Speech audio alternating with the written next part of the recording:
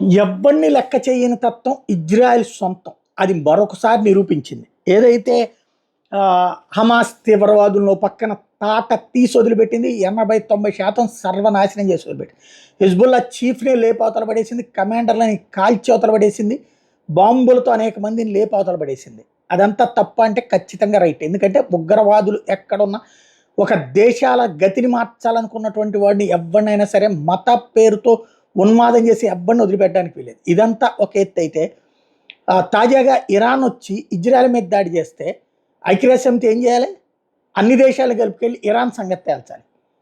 Israel మీద దాడి చేసినా 1200 మంది ప్రాణాలు తీసి 250 మందిని కిడ్నాప్ చేసినా ఇరాన్ పక్షానే మాట్లాడుతూ ఉంది ఐక్యరాజ్యసమితి. వాళ్ళని ఏమాత్రం మూగా నీకుండా అడ్డుపడతానే ఉంది, తీర్మానాల మీద తీర్మానాలు పెడతానే ఉంది.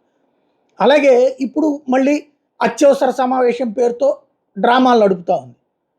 దాంతో చిరాకెత్తిపోయిన చిర్రెత్తుకొచ్చినటువంటి ఇజ్రాయెల్ ప్రధానమంత్రి నెతన్యాహు ఐక్యరాజ్యసమితి చీఫ్ గుటెరస్కి సీరియస్ వార్నింగ్ కాదు, బ్యాన్ చేసి పడేశాడు.